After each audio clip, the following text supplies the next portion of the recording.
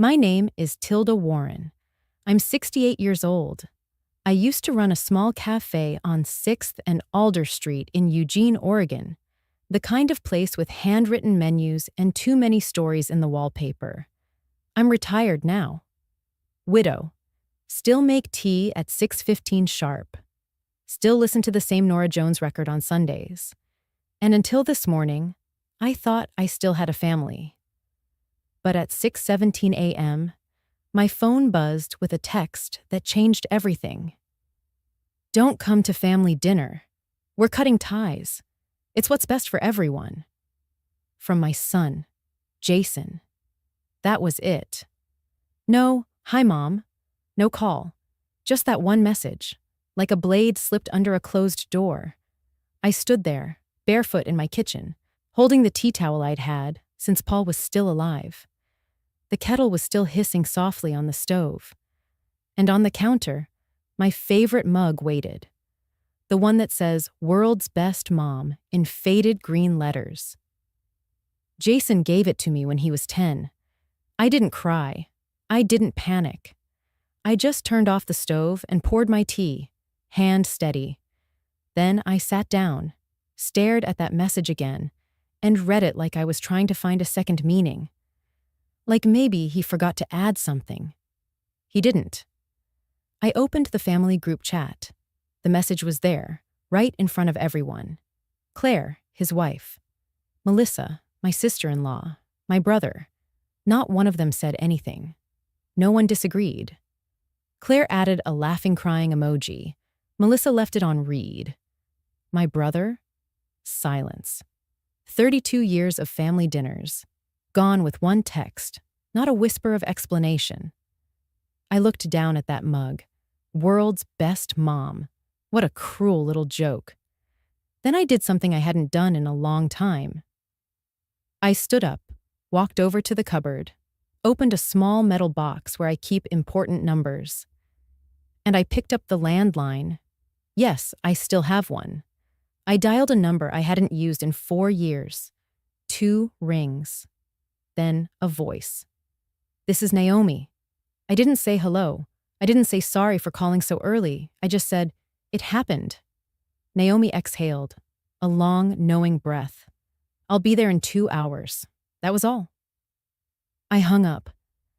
And then I watched the light creep across my kitchen table, falling over the faded flower print, the stacked mail, the mug. There's something hollow about silence after a betrayal.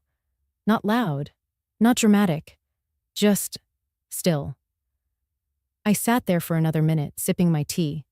It tasted slightly bitter, but maybe that was just me. My hands were still steady, my back still straight. I didn't call Jason, I didn't reply, but later I would count the calls. 17 by noon, 28 by sunset, 99 by the next morning. But in that moment, sitting with my tea and that message, I only thought one thing. He really thinks I'll just disappear. They think they can cut me out, like I'm some unwanted subplot in their perfect little family narrative. But what they forgot is that I am the foundation. I built the table they're eating at. I paid for the chairs they're sitting in. And I was the one who taught them how to pass the salt and say thank you, even if they forgot. So I didn't scream, didn't write a long reply. I made one call. And within 24 hours, the phones in this family would be ringing off the hook. Not out of love, not out of guilt, but because they had no idea what happens when the woman you erased was the one holding all the receipts. I didn't burn bridges. I just stopped rebuilding them. And that's when they panicked. 24 hours. 99 missed calls. And I hadn't even started yet. I stared at the group chat for a long time. I don't even know what I was waiting for. Maybe a single word. Wait, what? That's not right. Come on, Jason, she's your mother. But nothing came. Claire was the first to react. She responded to Jason's message. Don't come to family dinner. We're cutting ties. with a laughing, crying emoji. Not even words. Just that. That woman once sat in my kitchen and sobbed because she thought Jason was cheating. I made her tea. I held her hands. I told her she deserved to be loved without fear. I remember the exact mug I used. It had sunflowers on it. She said it made her feel safe.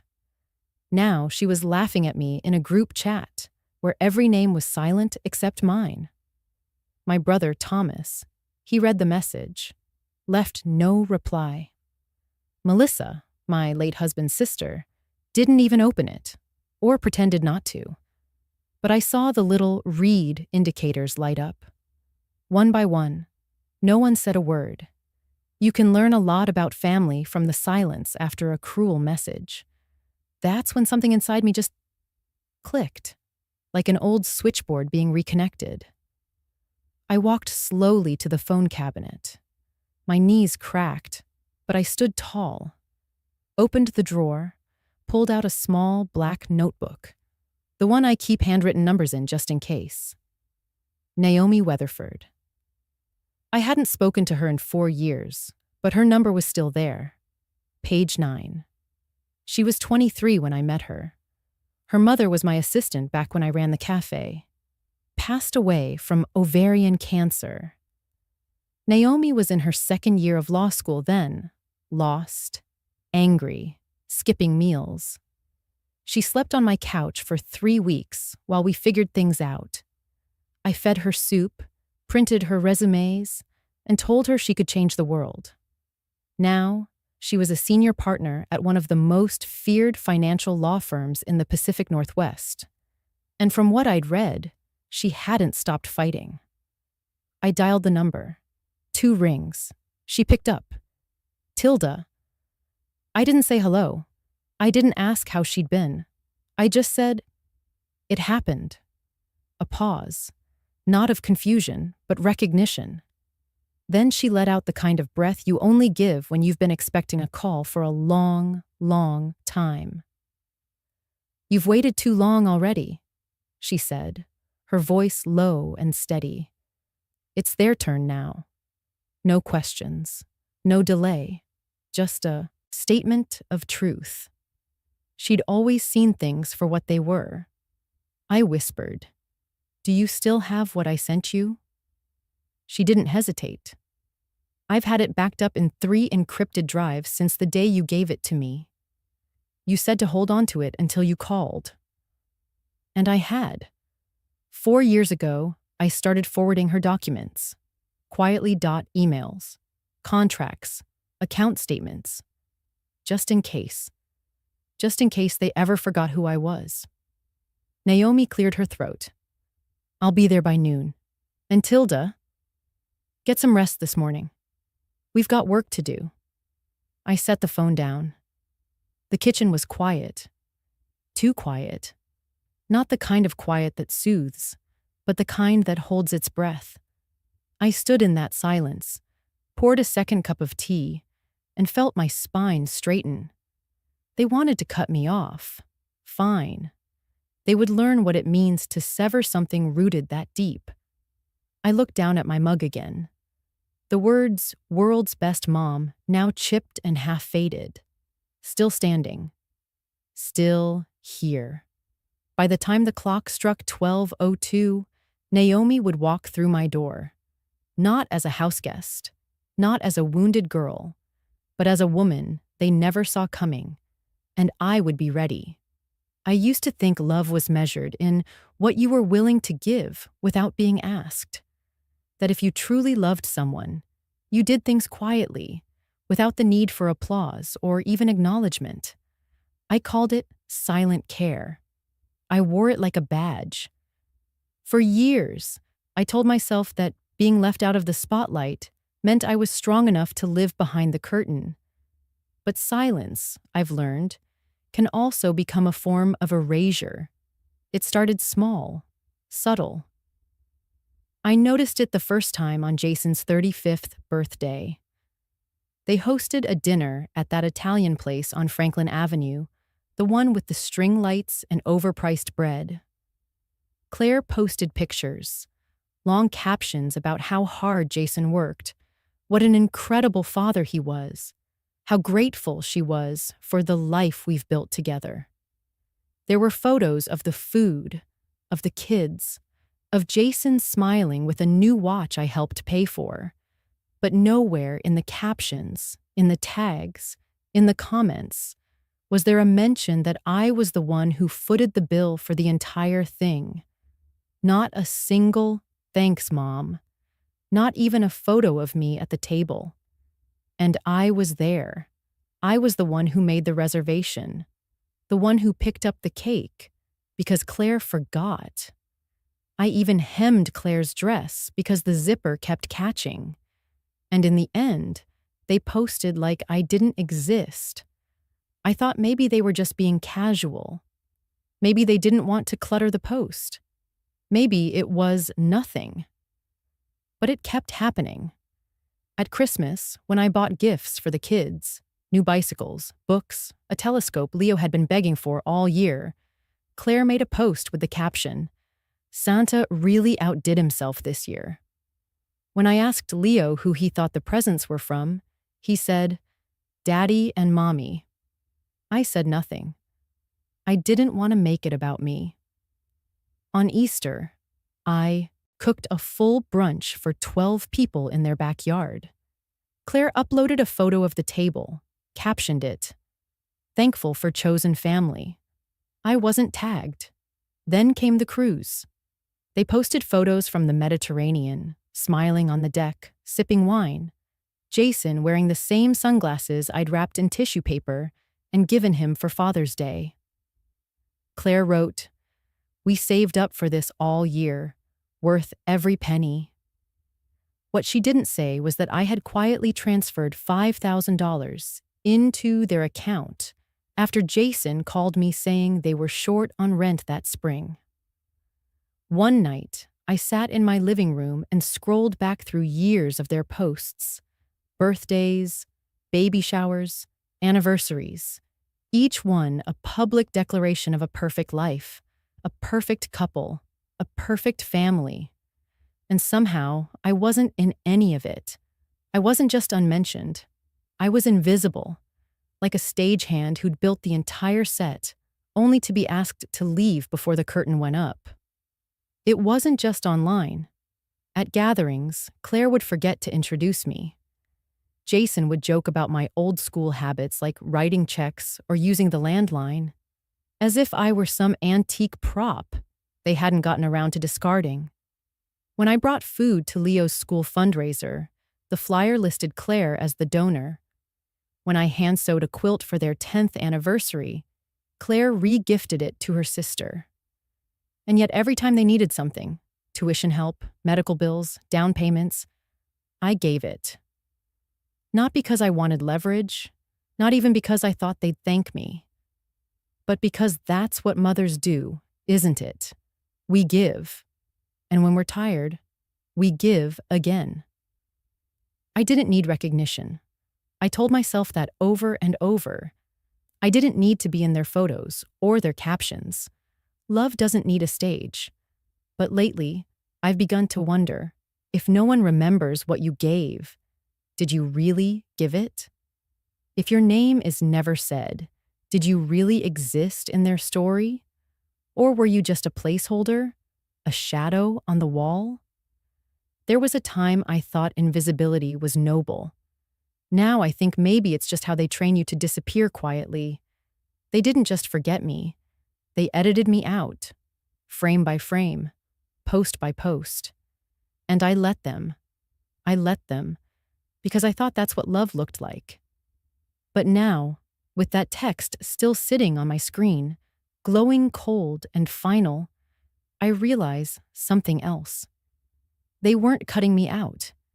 They just finally said out loud what they'd been doing for years. And for the first time, I wasn't too quiet to notice.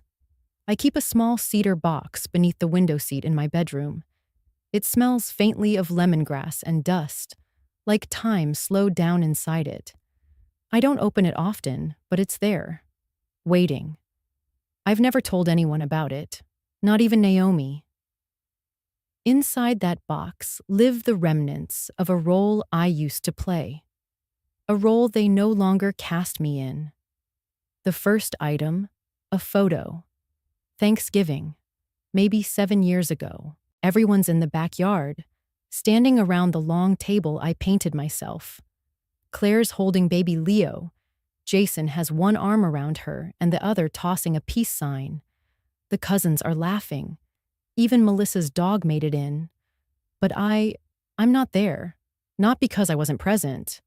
No. I remember standing just behind Jason, holding the cranberry pie, waiting for them to say, "Come on, Mom, get in the shot." They never did. Claire said, "Let's just take one real quick before the food gets cold." I stepped back, smiled. No one turned around. And yet, when I looked closer at the printed photo, there was a blur on the edge. The curve of a plate I was holding, the sleeve of my cardigan, a half shadow where I once stood. I folded the photo and placed it in the box. The second item, a drawing. Leo made it when he was 5. It was titled My Family. Stick figures in a house. Jason, Claire, baby Lily in a pink scribble, even their golden retriever biscuit. There was a figure outside the house, smaller in gray next to a flower pot. "That's Grandma," he had said proudly. I smiled so wide my cheeks ached. But Claire glanced at the paper and said, "Oh, we probably don't need this one. It's messy."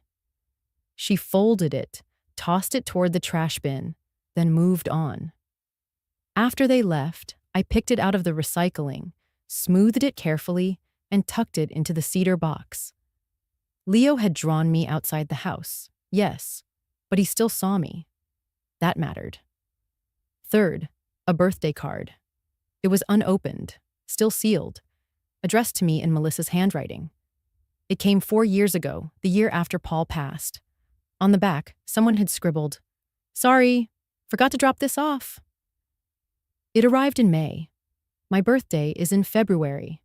I never opened it, not out of anger, but because something inside me didn't want to know if the words had been rushed, an obligation scrawled between errands. Sometimes, what hurts most isn't what they say. It's how little effort they make when they pretend to care. I placed it in the box, alongside a napkin with Claire's lipstick, a menu from our last family dinner, and a piece of wrapping paper Jason tore off a gift I'd bought him. These things, so small, so easy to throw away, had become my evidence. Not of what they did, but of how easily I vanished from their frame. You see, erasure doesn't happen all at once. It happens quietly, patiently. It's the birthday call that never comes, the name that's left off the RSVP, the way they say "our family" and mean everyone but you. I used to believe love didn't need to be loud, that the deepest care was the kind that left no footprint. But now I realize, love doesn't erase. Love remembers. Love keeps you in the photo. Love notices the figure outside the house and brings them in.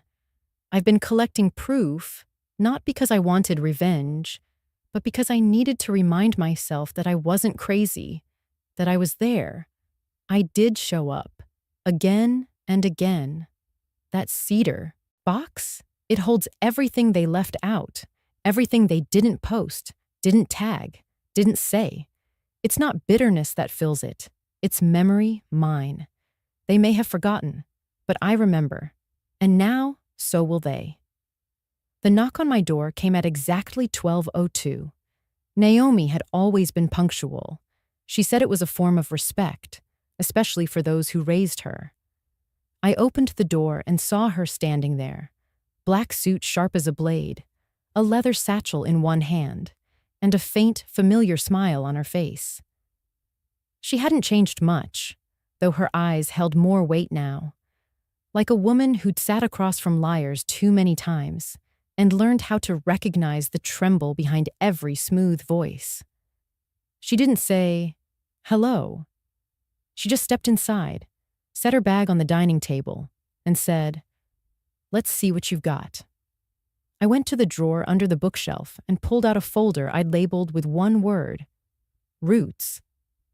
Naomi raised an eyebrow. "Interesting choice." I handed it to her. "Because they grew everything from this. And now they want to chop me off like I was never part of the tree." She didn't say anything, just opened the folder. Inside were 4 years' worth of statements, records, contracts, most of them with sticky notes in my neat cursive. I'd been careful, quiet, but thorough. Claire always thought I was just old-fashioned for keeping paper copies. Truth is, I never trusted digital alone, not when silence could be deleted with one click. Naomi's eyes scanned quickly. She was fast, methodical. Every few pages, she nodded, murmured, "Good," or underlined something. Then she paused at one document and looked up at me. "You still hold full power of attorney over Jason's name on the family property?" I nodded. Since Paul passed, Jason never rescinded it, never even asked. She whistled low. "And the beach house?" "Bought in my name," I replied. "I just let them live there." Naomi smirked. "And the account for the kids' education fund?" "My name," I said simply. "I only gave them viewing access." Her eyes met mine. "They have no idea, do they?" I shook my head. "Not a clue. They think because I sit quiet at the table, I don't know how to hold a pen." She pulled out the trust documents next. I'd created a small charitable trust in Paul's memory 3 years ago, one that quietly owned shares in his original auto repair franchise. The dividends went into funding scholarships for underprivileged youth. Jason had signed the approval papers at the time, thinking it was just a memorial gesture. I'd never corrected him. Naomi tapped the edge of the page. "This right here is your earthquake. You've got leverage in every direction: property, cash, legacy." She closed the folder and looked at me again, not with pity, but something stronger: respect. "They tried to erase you," she said, her voice low. "But they forgot who wrote the first chapter." I didn't smile. I just reached for the kettle and poured us both tea. From the same pot Claire once said was too old-fashioned to bring out for guests. Naomi took a sip. "So, what do you want to do, Tilda?" I looked out the window. The bird feeder swung gently in the wind. Cardinals came in pairs, like always. "I don't want revenge," I said quietly. "I want memory. I want them to remember who held this family together when no one else would. I want them to feel the silence they gave me, but this time, feel it for real." Naomi leaned back. Then we let them come to the dinner. I frowned. "They told me not to." She smiled. "Exactly. Let's make sure they remember that text. In front of people who matter." I didn't answer right away, but in that moment, something settled. For the first time in years, I didn't feel erased. I felt composed, prepared. They had sent a message. I had answered, not with shouting, not with begging, with records, with ink, with law, the same way I raised Jason, quietly, patiently, completely. Now they would learn what it meant to be written out, and what it means when the author picks up the pen again. Naomi set her teacup down, her gaze fixed on me, not probing, not judging, just steady. "They thought you were weak," she said, "but they don't know. You could rewrite the whole game." I didn't answer right away. I stared at the faint steam curling from my cup, my hands wrapped around it, like I needed its warmth to keep breathing. "I'm not fighting them," I finally said, not looking up. "I'm just done being quiet. Naomi gave a small, approving nod. There were no applause lines between us, no dramatic gasps, just quiet understanding. She reached for her phone. "So," she said gently, "when do you want the family meeting?" I looked at her. "Where?"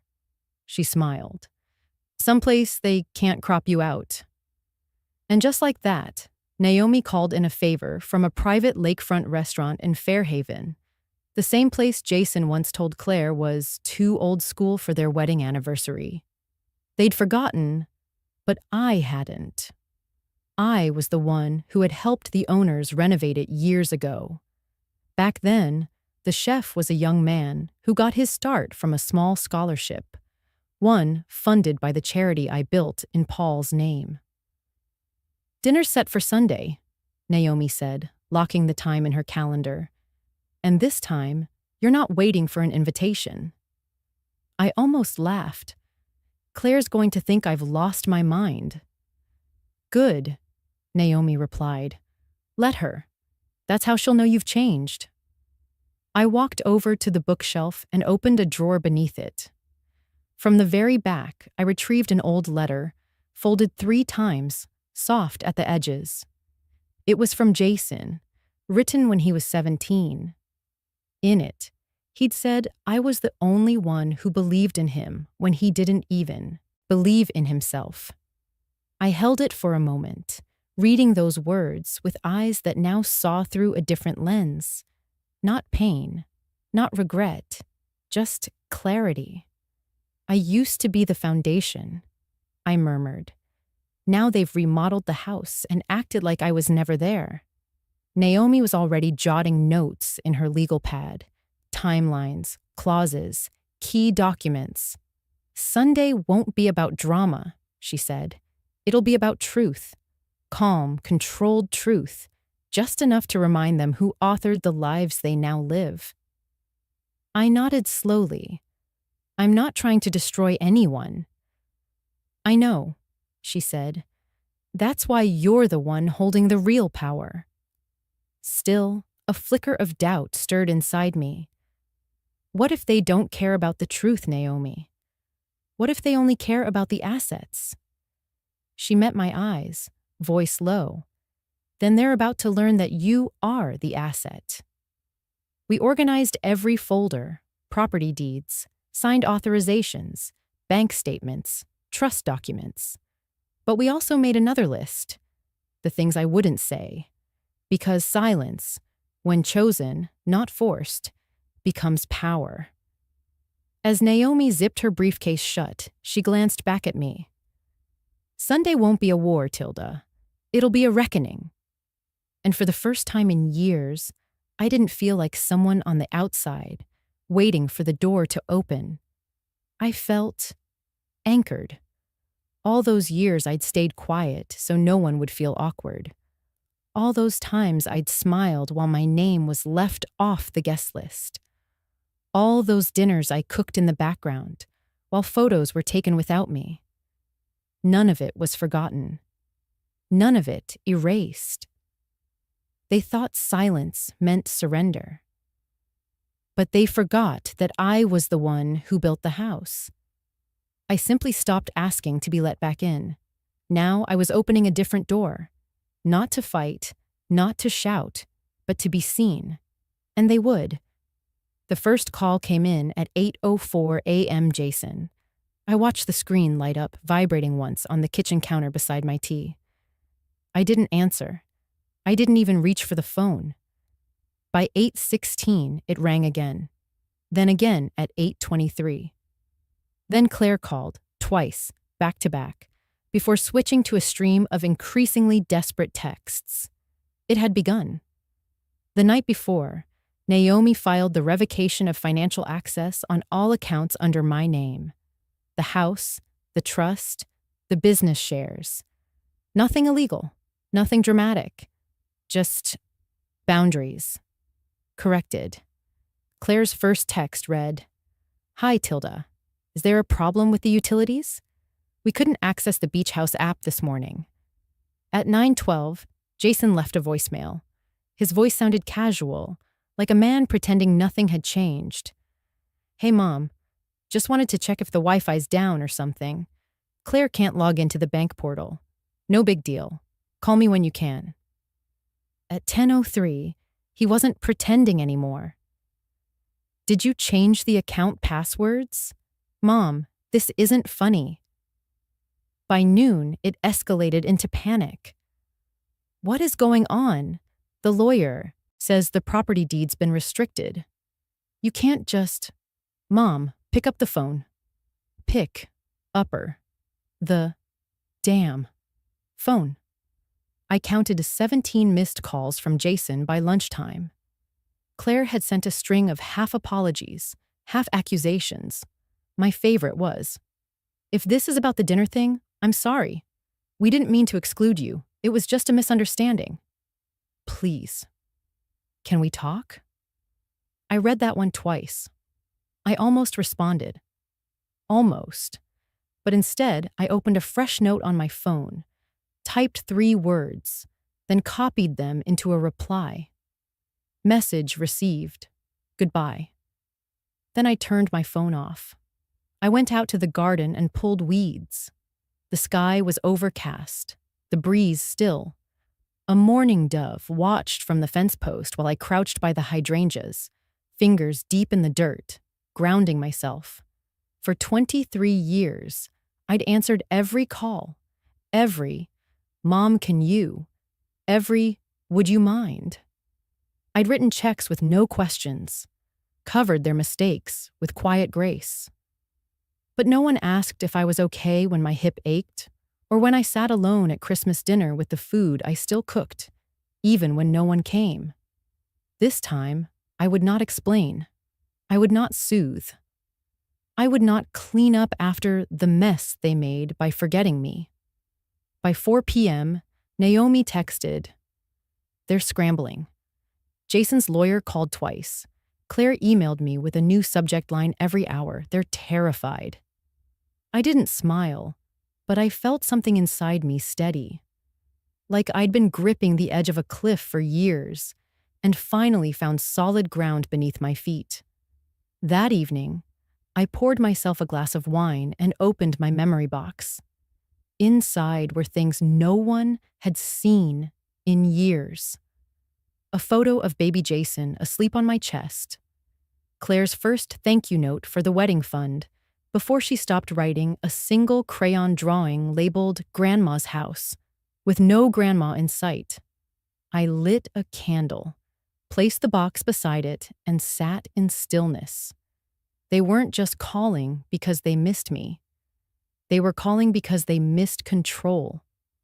They had lost their access, not just to the money, to the version of me who'd kept quiet.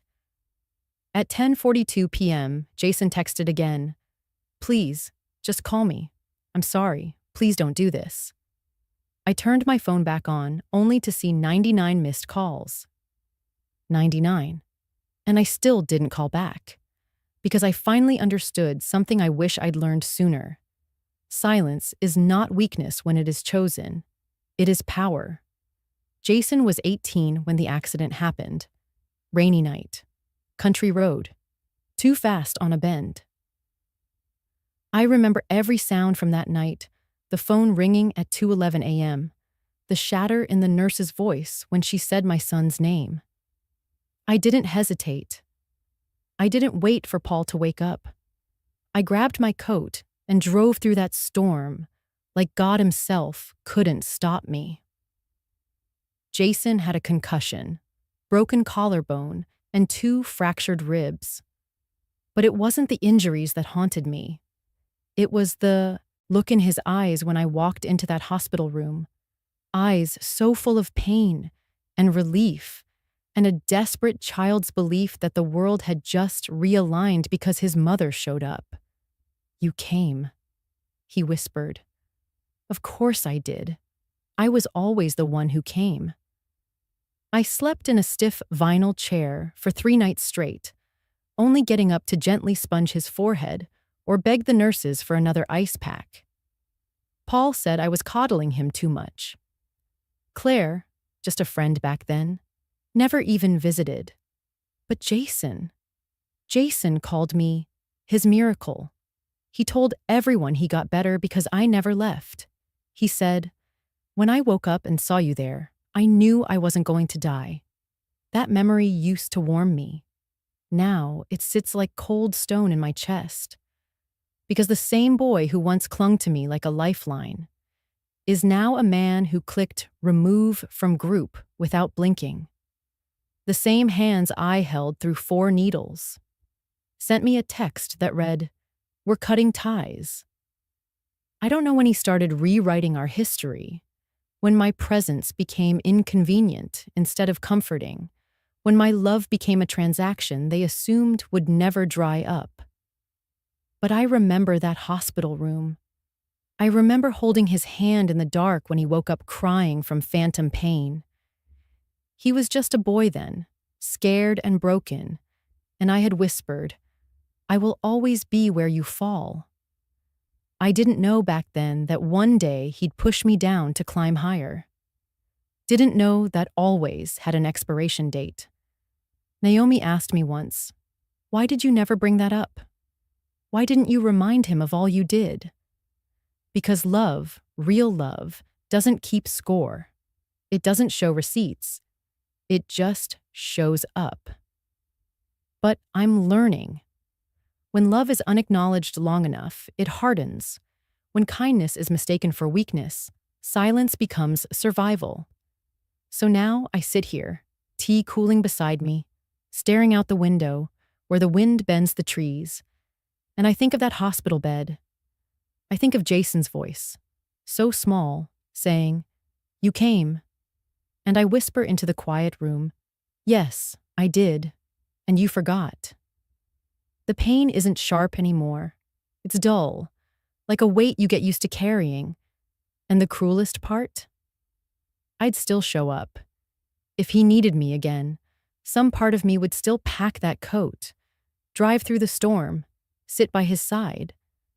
But this time, he'd open his eyes and see the space where I used to be. And maybe, just maybe, he'd finally feel what absence really means. The message came at 7:08 p.m., just as I was folding the linen napkins for tomorrow's dinner. It was from Leo, my grandson, Jason, and Claire's boy. 17, sharp as a tack, a little too quiet for his own good.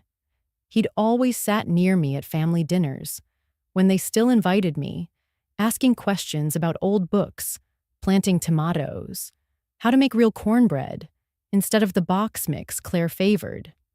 His text was short, hesitant.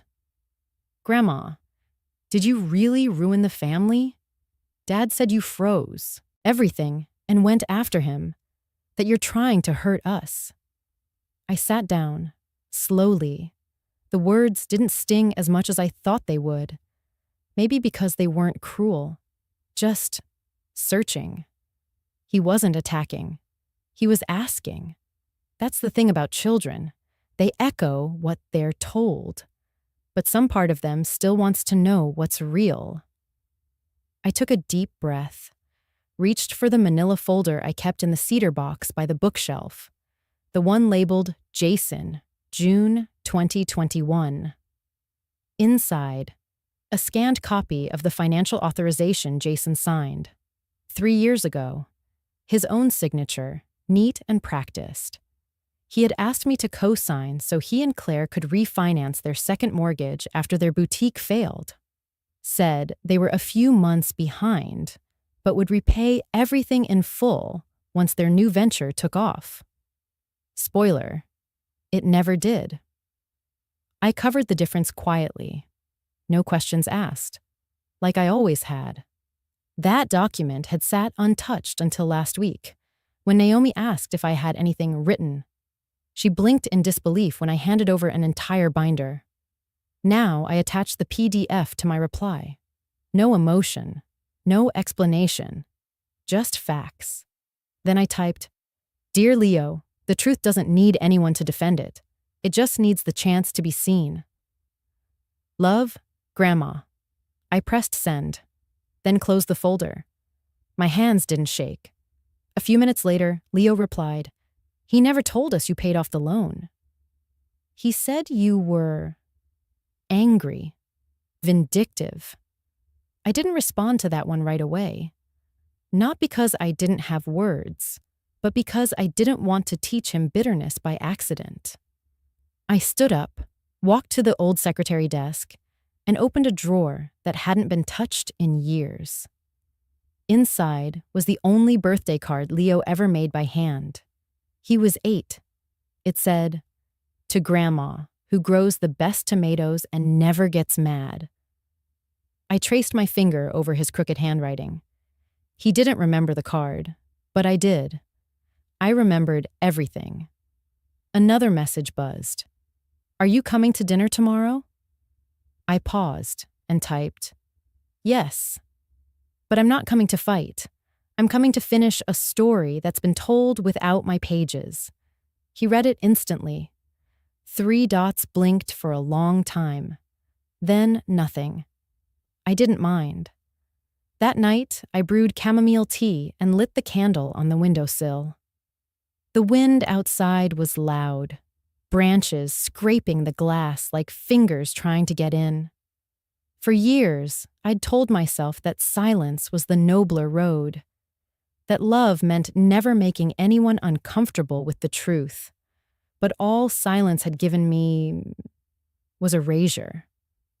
Leo's question, "Did you ruin the family?" wasn't just his. It was the question I'd asked myself every night since that first text from Jason. And now, finally, I had my answer. No, I didn't destroy the family. I just stopped hiding the cracks they begged me to cover. It was past midnight when the call came. The screen lit up in the darkness beside my bed. Leo. Video call. I hesitated. My first instinct was to let it ring, but something about that name, something about that child who used to chase butterflies in my backyard and fall asleep with his head on my lap. I answered. The screen flickered to life. Leo's face was dimly lit, messy hair, eyes red, like he hadn't slept either. "Hi, Grandma," he said, voice quiet. "Sorry it's late." I smiled. Time doesn't matter for people who still want the truth. My voice sounded calmer than I felt. He looked at me for a long second, then finally asked, "Do you regret it?" "Regret what, sweetheart?" He swallowed. "Loving them. Giving so much. Dad said you were too generous, that you did things just to hold it over people's heads, that you used money like a chain." I could feel my chest tighten, but not from anger, from grief, from the slow erosion of years poured into people who misunderstood love as leverage. "I don't regret loving them," I said softly. "I never will." I leaned forward so he could see my face clearly. But this time, I choose to love with boundaries, not chains, not silence, and certainly not with blank checks. Leo blinked. "I just don't get it. Why now?" I took a breath, the kind of breath that carries a whole decade behind it. Because I was always taught that love meant sacrifice, that to be a good mother, a good wife, a good grandmother, you give, you cover, you make excuses. And I believed that. I really did. I paused, letting the silence stretch between us. Not heavy, just honest.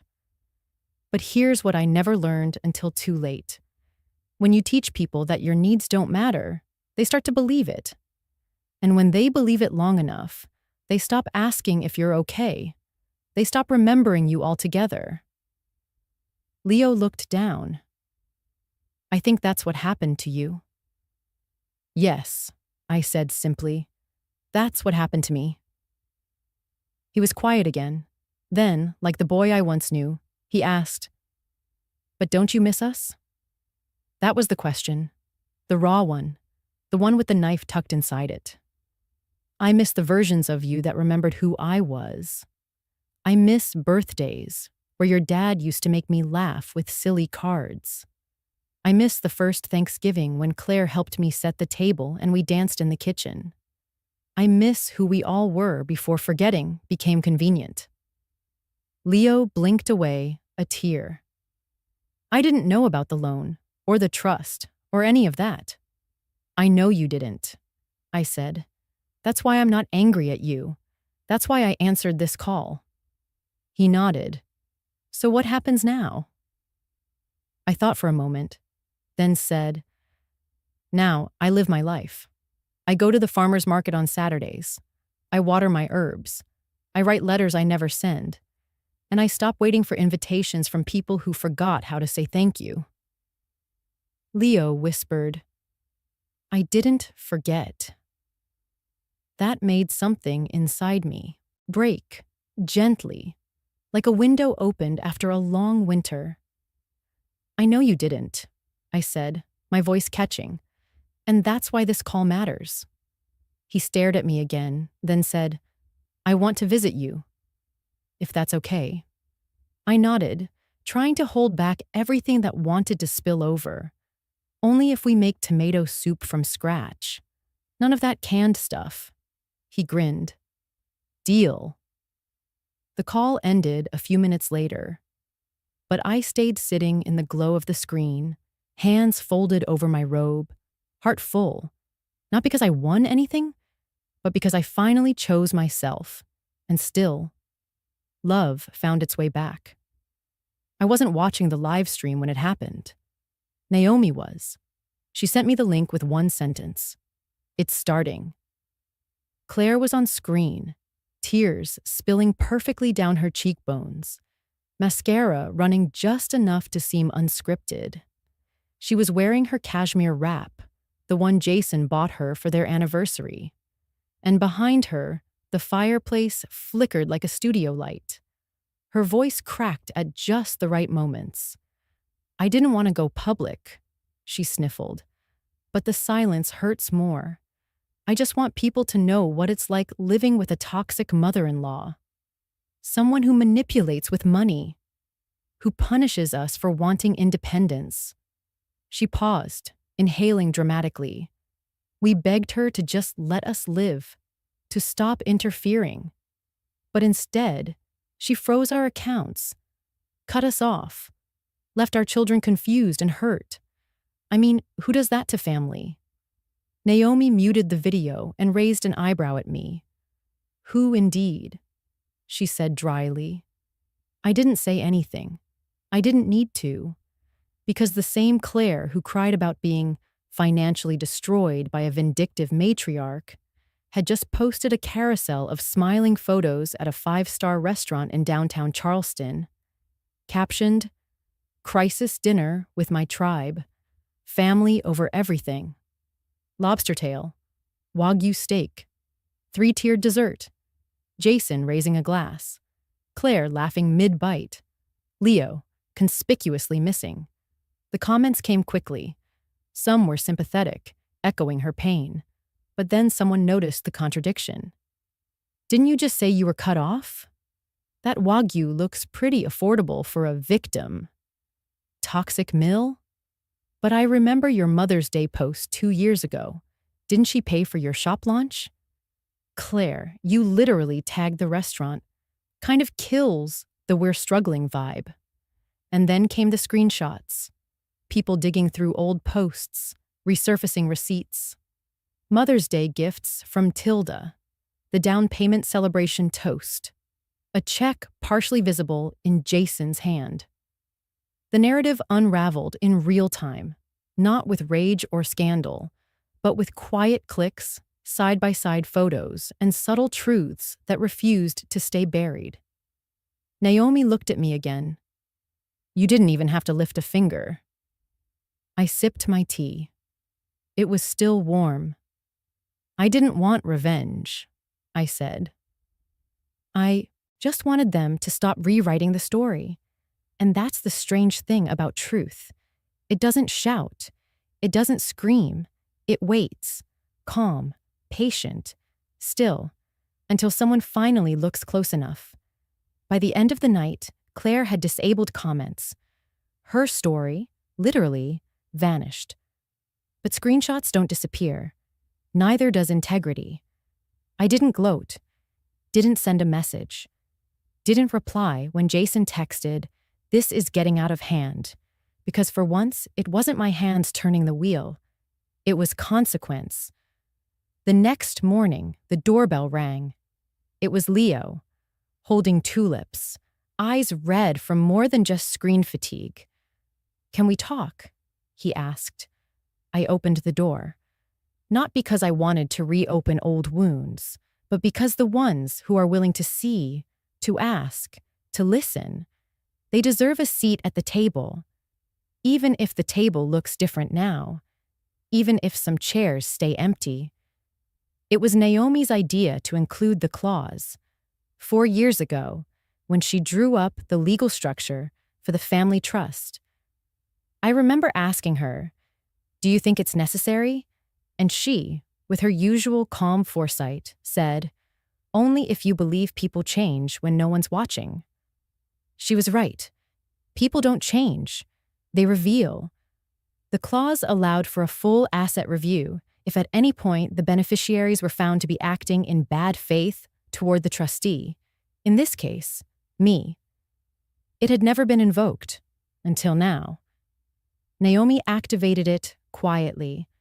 No announcement, no threats, no letters, just a series of emails sent to the necessary financial firms and title offices. Within 48 hours, Jason received the first notification. Account temporarily suspended, pending review. Then, the second. We are conducting a compliance audit related to the Harper Warren Family Trust. By the end of the week, the following were flagged. The deed to the beach house. A joint investment portfolio Claire had siphoned from the luxury SUV. Jason drove daily, technically registered to the trust, and the emergency fund, 6 figures, meant for Leo's education, which Jason had borrowed against without disclosure. Jason's email to me was frantic. His voicemail, panicked. His last text read, "Mom, please, I didn't mean to cut ties. That was Claire. She wrote that. I was just angry. I didn't mean any of it. You're my mother." I stared at those words for a long time. Not because I didn't believe him, but because belief is different from trust. And trust, once broken quietly, cannot be repaired loudly. He showed up at my door the next afternoon, his hair uncombed, shirt wrinkled. The old Jason, my Jason, peeking out beneath the man who forgot, who held his hand after every surgery, who held his dignity after every failure. He didn't come with flowers. He didn't come with apologies rehearsed by lawyers. He just stood there and said, "I messed up, Mom." I thought I was protecting my family, but I forgot who built the ground we all stood on. I looked at him, really looked. The boy I raised. The man who forgot my birthday 3 years in a row. The son who let silence be louder than loyalty. "I didn't mean to cut you out," he whispered. And finally, I answered, "You did, Jason. You did mean it. Maybe not forever, maybe not fully, but you meant it enough to press send." He opened his mouth, but I raised my hand. "You made a choice. You cut ties. I'm not punishing you. I'm just stepping back. You chose distance. I'm simply honoring it." His eyes welled. "You're my mother. You're supposed to forgive." "I did," I said quietly. "Every time you didn't show up. Every time you took and forgot to say thank you. Every time you let Claire turn rooms I paid for into spaces I wasn't welcome. I forgave it all." He looked stunned, and maybe that was the real wound. Not that I had turned cold, but that I had grown still. "I'm not asking for money," he said. "I know," I replied. "And that's why I'm letting Naomi do what needs to be done. Not out of anger, but out of structure, out of clarity." He sat down on the front step, the same step he once tripped over at age 5. The same one I painted blue, because it reminded me of his favorite crayon. And I didn't sit beside him. I just stood in the doorway. A quiet reminder. I was still here, but in a different way now. He left after an hour, didn't slam the door, didn't say goodbye. But that night, for the first time in a long time, I slept without dreaming of apologies that would never come. It came in a plain envelope. No return address, just my name written in Jason's handwriting. Slanted, neat, like when he used to label his science fair posters in 6th grade. Naomi placed it on the table beside my tea. "Do you want me to read it first?" she asked. I shook my head. Some things, no matter how late, have to be read by the person they were meant for. I opened it slowly. The first page was blank, save for the heading. To the only woman who ever stayed when everyone else left. That alone made my hands tremble. The rest was a long, unpolished letter. No dramatic punctuation. No excuses dressed as insight. Just truth. Raw and unedited. He wrote about fear, about pride, about how, somewhere along the way, he mistook dependence for weakness and autonomy for silence. About how Claire made him feel like a man, but I had made him a man. He didn't ask for money. He didn't beg for restoration. He just asked for a start. If I could prove myself, like a stranger might, would you let me try again? As a son who knows better. I closed the letter and stared at the grain of the table. That table had known everything. Arguments, laughter, empty plates from Sunday dinners, bills I paid without question, birthday cakes no one asked me to bake. Now it held an apology that came without expectation. Naomi refilled my tea. "So, do you forgive him?" I exhaled, not from exhaustion, from recognition. Forgiveness used to be instinct for me. Automatic, expected. People hurt, I forgave. People forgot me, I remembered them anyway. I thought that was love. I thought that was strength. But now, I don't know if forgiveness is the right word, I told her. I'm not angry anymore. I just won't hand out clean slates like spare napkins. She nodded, understanding. Then I did something no one saw coming. I went to my old file cabinet, the bottom drawer, pulled out a folder labeled Warren Foundation, Intern Protocol. Inside was a blank application form, the same one I used to give young men and women trying to prove themselves, trying to be trusted with something meaningful. I placed it in a fresh envelope. No note, just the form. Naomi blinked. "Is that?" "Yes," I smiled. "If he wants to start again, he can apply, like everyone else." "But he's your son." "Exactly," I said. "Which means he should be the first to know. Dignity isn't inherited. It's earned." I mailed it that evening. Not with spite, but with structure. Not with malice, but with memory. Because I remembered every time I forgave too quickly, every time I let someone cut corners in the name of love, and every time it came back to me, not as gratitude, but entitlement. This time, the door would still be open, but he'd have to knock, and maybe even wait. Not because I needed to punish, but because he needed to rebuild from the outside in. That night, I lit a candle and read his letter one more time. And for the first time, I noticed something.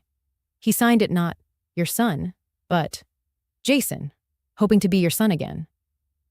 I didn't cry. Not because it didn't hurt, but because something deeper had arrived.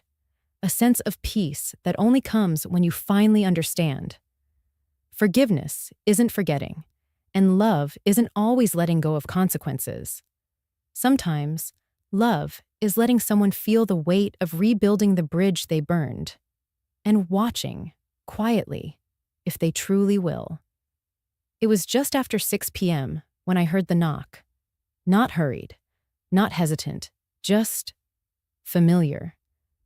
I opened the door to find Leo standing there, holding something under his arm. He looked older than his 17 years. Maybe it was the way his eyes had changed, like he was learning to see things he hadn't been taught to notice. "I brought something," he said. "Can I come in?" "Always," I replied. He followed me to the kitchen, setting the thick, leather-bound book on the table. It was our family album, the one that used to sit on the living room shelf, the one I hadn't seen in years. He flipped it open gently. "I found it in Dad's garage. Thought maybe we could look through it together." Page 1. Jason as a toddler, frosting on his cheeks. Claire at their engagement party, beaming. Baby Leo in a blue onesie, asleep on his father's chest. We turned page after page. Birthdays, beach trips, Christmas mornings, and in all of them, I wasn't there. Not once. Not in the background, not in a corner, not even a blurred silhouette caught by accident. Leo looked confused. "You're not in any of these, Grandma." I smiled, but not from joy, from recognition. "No," I said, "I wouldn't be." He frowned. "Why not?" I tapped the edge of one photo, Claire cutting the turkey, Jason pouring wine. "Because I took that picture." His brow furrowed. I turned another page. "And that one, and that, and probably every other photo you see in here." He went quiet. I placed a hand over his. "The person behind the camera never ends up in the frame, Leo. The one who sets the table rarely gets a seat. The one who holds the light rarely gets seen in it." He looked at me for a long time. Then, "But why did you do it, Grandma? Why did you keep giving, even when they didn't?" I looked out the window. The sky was fading into lavender. A quiet dusk, the kind that reminded me of early dinners and folded napkins. "Because I thought that's what love meant," I said softly. "Being the one who stays behind to clean up. The one who makes sure everyone's warm before she takes off her coat." He turned another page. This time, it was a photo of him on his 5th birthday. Face lit up, cake halfway to his mouth. "I don't remember this," he whispered. I smiled again. "You were too happy to remember. That's the gift." Then he closed the album. "What about now?" he asked. "Who's behind the camera now?" I didn't answer right away. Instead, I reached into the drawer and pulled out a small instant camera, worn but working. I set it on the table. "You are," I told him. "From now on, maybe you get to hold it. Maybe you start noticing who's missing. And maybe you make sure they're not." He blinked fast. Then he said, "Can I take your picture?" I laughed gently. "I don't think I'm very photogenic anymore." He raised the camera anyway. "No, you're just finally in the light." The shutter clicked, a soft whir as the photo printed and slid out. We waited in silence while it developed, and when it did, he handed it to me. For the first time in a very long time, I saw myself. Centered. Clear. Present. He stood up to leave, taking the album with him. "Can I come again tomorrow?" "Bring another page," I said. "I've got more stories than this book has room for." He grinned, and for a brief second, I saw Jason at that same age, that same spark. After he left, I placed the photo on the fridge, right next to the old magnet that read, "World's Best Mom." And I whispered to no one in particular. Sometimes, the frame just needed adjusting. The kettle whistled just as the sky softened into pale gold. I moved slowly, the way I always did in the mornings, measured steps, soft slippers, one hand brushing the counter like I was reminding the house I was still here. The tea leaves had steeped just long enough. Earl Grey today, with a hint of lavender. I liked how it reminded me that strength could still be fragrant. I sat at the table, my usual spot facing the window. The ceramic mug warmed both my palms, and beside it, face down and vibrating, my phone. I didn't rush to pick it up. I let it buzz until it stopped. Then, one by one, the alerts appeared on the lock screen. Jason. Again, again, again. 17 missed calls, a few texts, one voice message. I didn't listen. Instead, I turned the phone over, pressed and held. Delete all. No hesitation, no drama, just quiet. Because some stories don't need loud endings.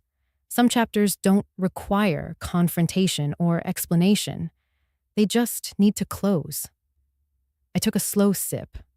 The tea had cooled slightly. It was perfect. There was a time, not so long ago, when I would have stared at that phone for hours, wondered what he wanted, whether he meant it, whether I should respond, whether silence made me cruel. But not anymore. Now I understood. Silence isn't cruelty, it's clarity. It's choosing peace over chaos, dignity over drama. It's the sound a door makes when it closes. Softly. I looked around the room. The framed photo of Leo and me from the week before sat on the mantel, right next to the one Naomi took of us on the courthouse steps, smiling. Two women who had once saved each other at different points in life. That was my family now. Not perfect, not bound by blood or obligation, but chosen, present, rooted in truth. I thought about the phrase Jason used in that message that started it all. We're cutting ties. I smiled at the irony now. Ties don't get cut in one direction. What he didn't realize was I had been holding that rope for years, holding it while it burned, letting it fray little by little, hoping he'd reach for it before it snapped. But the day he let go was the day I realized I didn't need to hold on anymore either. I wasn't angry. I wasn't sad. And that surprised me. I just was, still, safe, seen. Naomi once told me, sometimes healing looks like not answering the phone. She was right, because forgiveness doesn't always wear the costume of reconciliation. Sometimes it wears slippers and holds a tea mug. Sometimes it deletes a number and doesn't replace it with another. I looked out the window. The sun had just peeked over the hedge. Birds chirped like no one had ever broken their heart. I reached for my pen and wrote in my journal, a habit I'd started in the quiet years. Today, I chose quiet again, and in that quiet, I found myself. Then I closed the book, set it beside my tea, and breathed. It was Naomi who told me first. The call came in just after lunch. My gardening gloves were still damp with earth, and the tulip bulbs had only half disappeared into the soil. Her voice was calm, but warm, like she'd been holding back until the timing felt right. They said yes, she said. It's happening. The documentary is greenlit. I didn't respond right away, just brushed the soil off my palms and looked toward the sky. Some clouds were forming, soft and slow, like applause from above, reluctant but inevitable. Naomi continued, the title is locked too. They want to call it The Mother Erased from the Family Table. I let the words sit in the air between us. Not banned, not abandoned, not even betrayed. Erased. It was accurate, painfully so, but also strangely freeing. I heard her breathing on the other end. I wanted to check with you, she added gently, before we sign. I nodded, even though she couldn't see me. It's okay, I said. I think it's time. She hesitated. Are you sure? I'm not interested in hurting anyone, I said. I just want to make invisible things visible. She exhaled. Then let's make that happen. We hung up. That night, Leo came by with a bag of groceries and 2 small tubs of ice cream. He knew my favorites now. He was the one who brought it up. Naomi had told him too. He set the ice cream on the table, then turned to me, eyes searching. "Are you happy, Grandma?" The question felt heavier than usual, not because of the documentary, but because of who he was and who I had once been. I sat down beside him and thought about it for a moment. Happiness used to mean something very different to me, I said slowly. It used to mean being included, being invited, being named. He looked at me, waited. But now, I continued, it means watching someone walk in their truth, with their head high and no need to explain. That's enough for me. He nodded. You're talking about Naomi. I smiled. Naomi, and you. He blinked. You both found me in the quiet. Not when I shouted, not when I begged, but when I just existed. He looked down at the spoon in his hand. You don't want a seat at the family dinner anymore?